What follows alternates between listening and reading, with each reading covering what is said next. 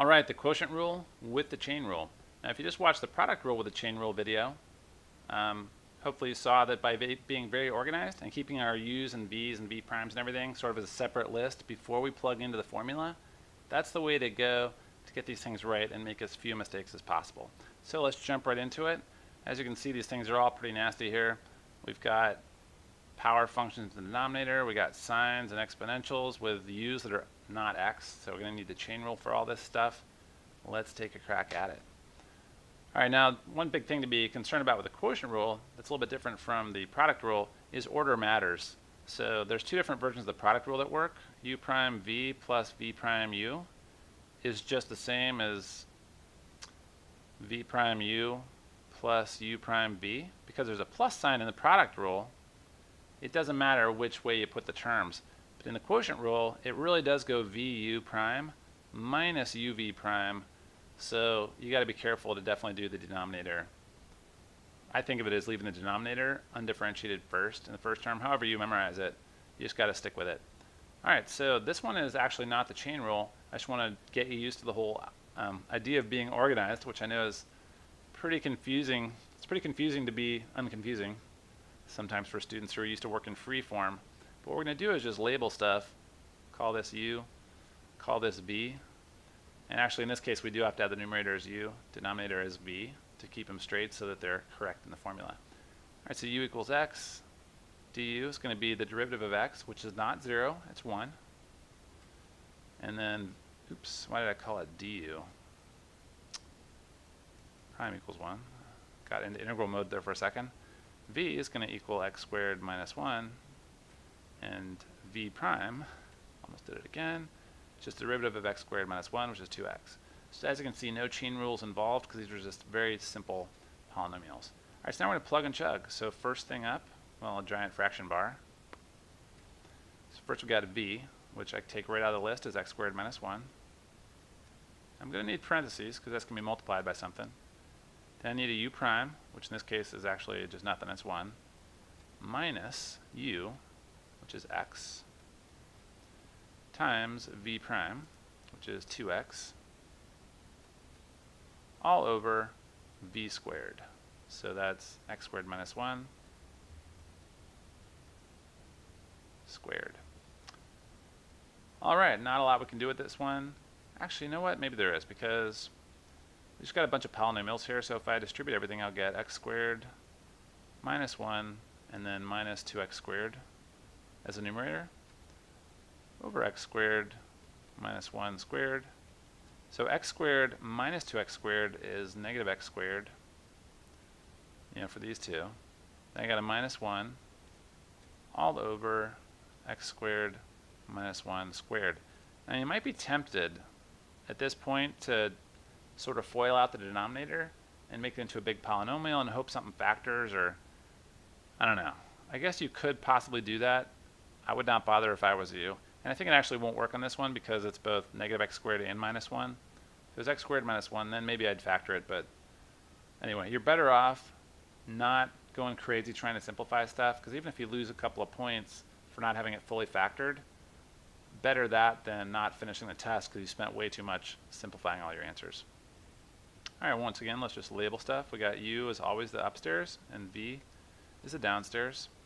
So u equals x squared plus 1. This is not a chain rule for this one because u prime is just 2x.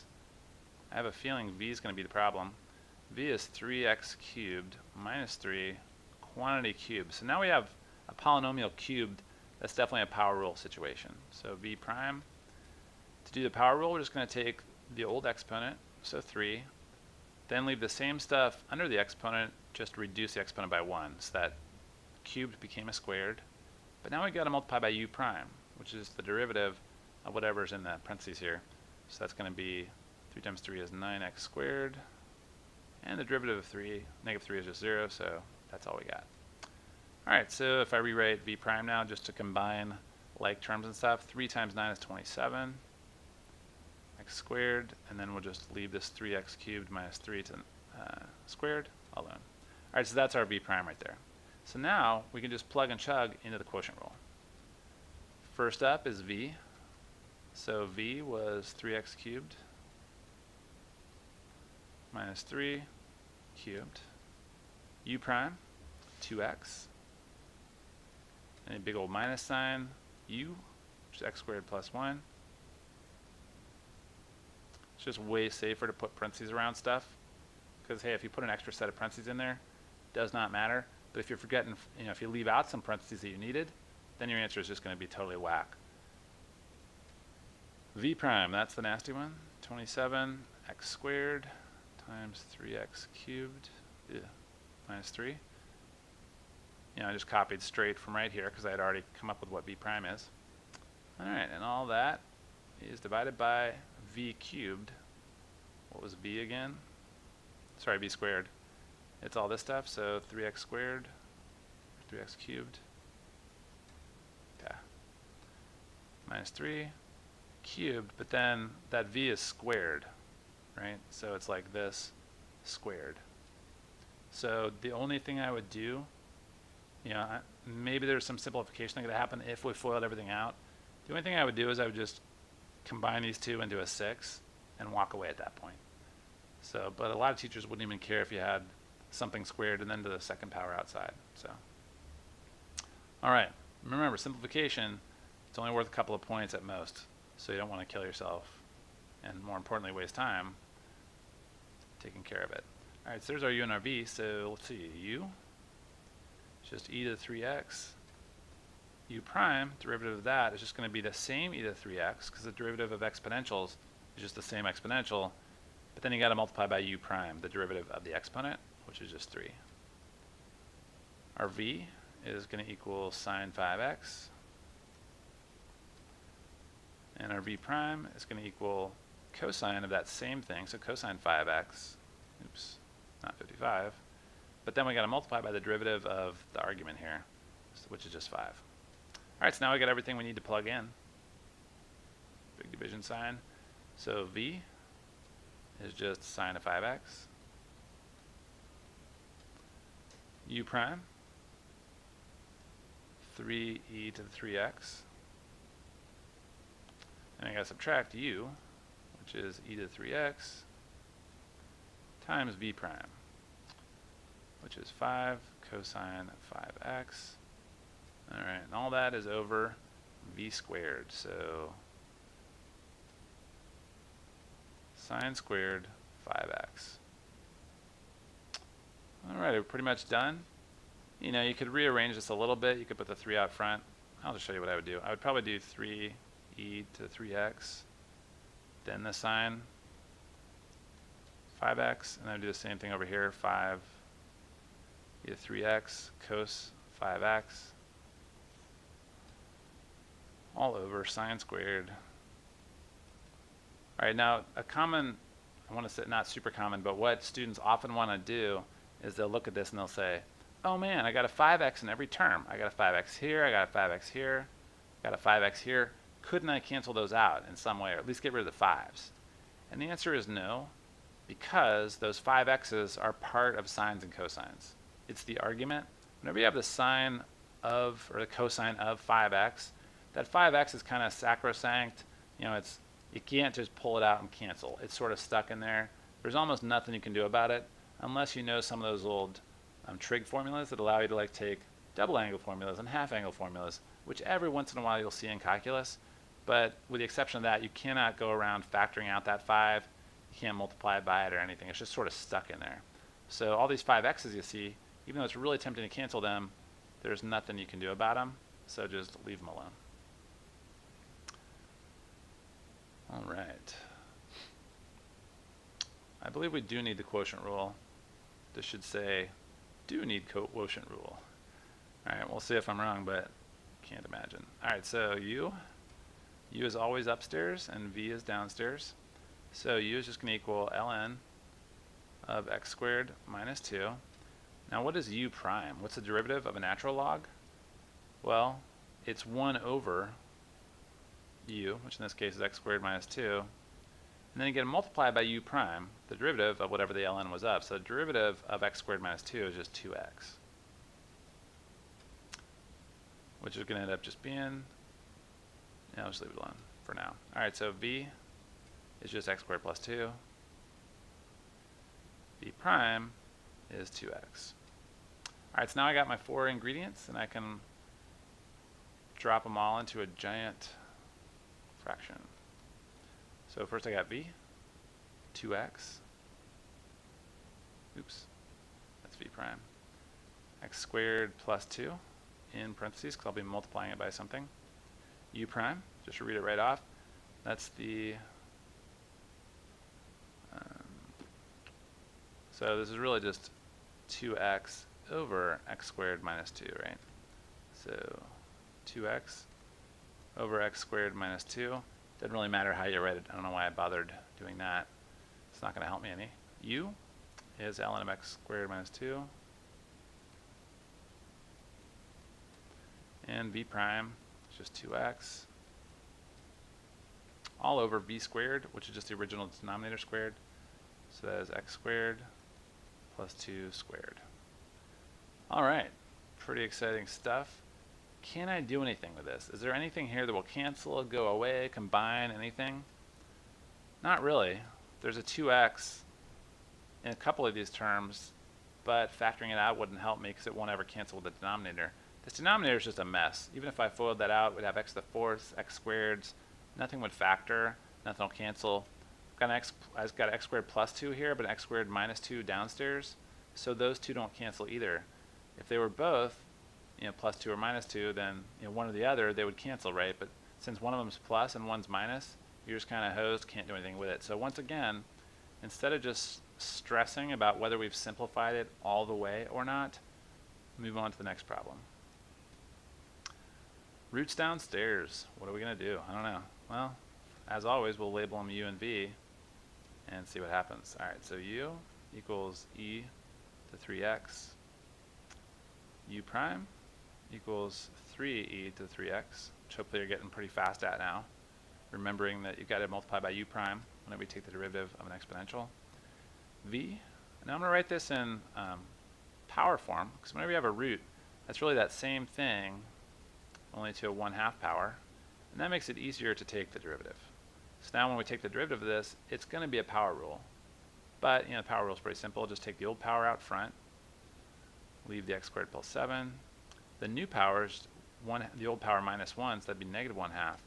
And now we gotta remember u prime. So the derivative of x squared plus 7 is just 2x. That 2 cancels that 1/2, so that's kind of nice. All right, so now we're ready to plug and chug. So we had vu prime.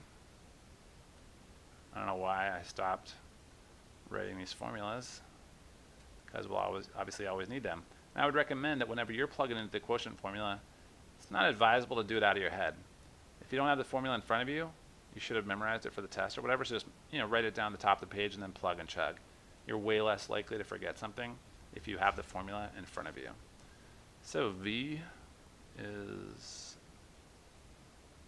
x squared plus 7 to the 1/2.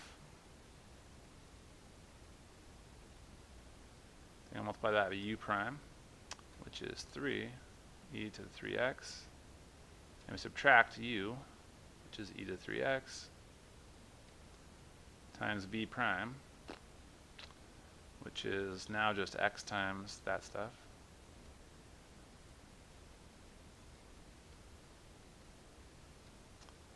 And all this, of course, is over v squared. So kind of fun. V squared is just squaring a square root, which means we'll just have x squared plus 7. Because v was just this square root, but then when we square it as part of the formula, we just end up squaring away the square root, x squared plus 7. All right, so now this is one of those rare times when I think this is actually a little bit reducible. Am I crazy? Because we do have an x squared plus 7 everywhere. Each one of the terms upstairs, both terms have an x squared plus 7 to a power. But maybe that won't actually help us any. Once again, I would just leave it alone. Because the problem is that this one right here is a negative exponent, which means it's really 1 over the square root of x squared plus 7. But you can't just put that downstairs, it's going to be up here. Anyway. I almost thought we'd found an exception to the don't bother simplifying like a madman rule, but we didn't. never simplify like a madman. Always think before you simplify, because it's probably not worth it. All right, fun challenge, do this without the quotient rule. How the heck is that going to work?